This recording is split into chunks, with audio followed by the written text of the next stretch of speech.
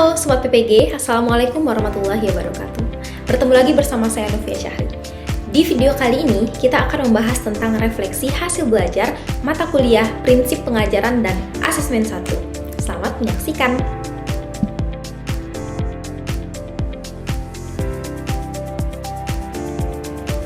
Pengalaman belajar apa yang berguna dan menarik?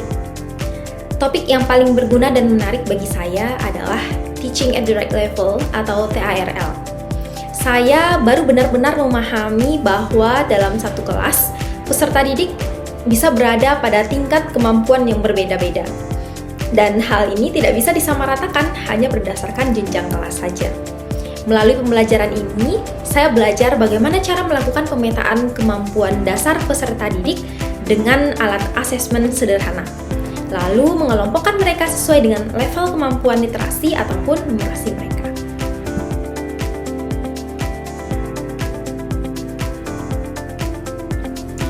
Pengalaman belajar apa yang berguna tetapi kurang menarik?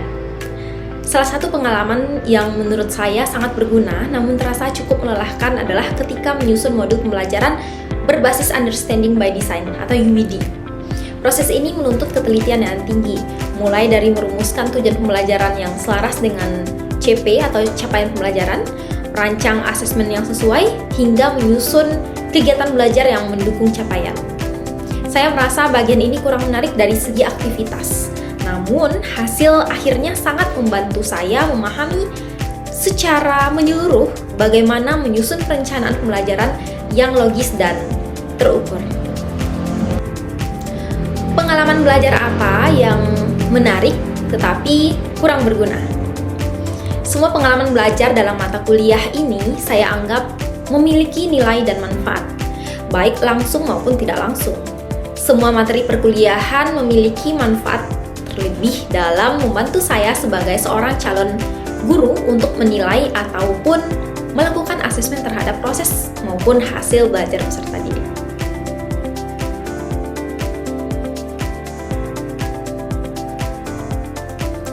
Pengalaman belajar apa yang tidak menarik dan tidak berguna dalam konteks sebagai seorang calon guru? Tidak ada pengalaman yang saya anggap tidak menarik dan tidak berguna.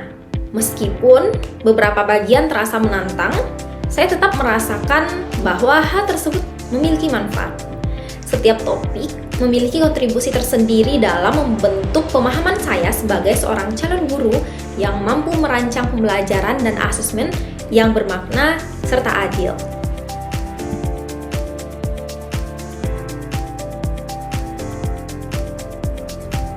Apa yang telah terjadi? Saya telah mengikuti proses pembelajaran yang memperkenalkan berbagai prinsip dalam merancang pengajaran dan asesmen, mulai dari yang berorientasi pada tujuan pembelajaran hingga yang memperhatikan kebutuhan serta latar belakang peserta didik. Saya juga berlatih untuk merancang modul ajar, instrumen asesmen, dan juga skenario pembelajaran yang lebih responsif. Mengapa hal tersebut dapat terjadi? Hal ini terjadi karena materi yang disampaikan secara bertahap dan saling terhubung, serta disertai juga dengan praktik langsung yang mendorong saya tidak hanya memahami konsep, tetapi juga menerapkannya di ruang belajar ataupun di kelas. Selain itu, dosen memberikan banyak contoh kontekstual yang membantu saya membayangkan bagaimana konsep-konsep ini dapat diterapkan di kelas yang sesungguhnya.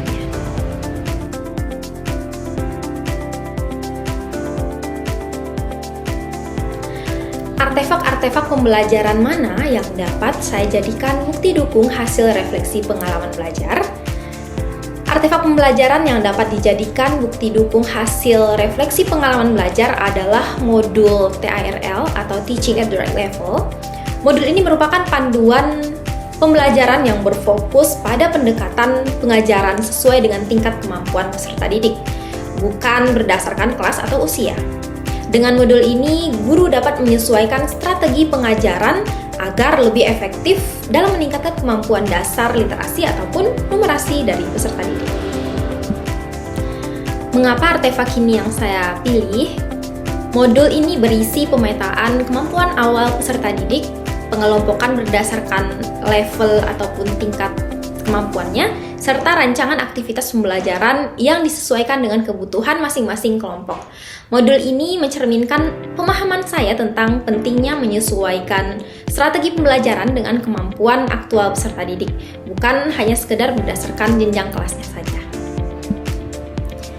Bagian mana dari artefak ini yang mendukung hasil refleksi saya?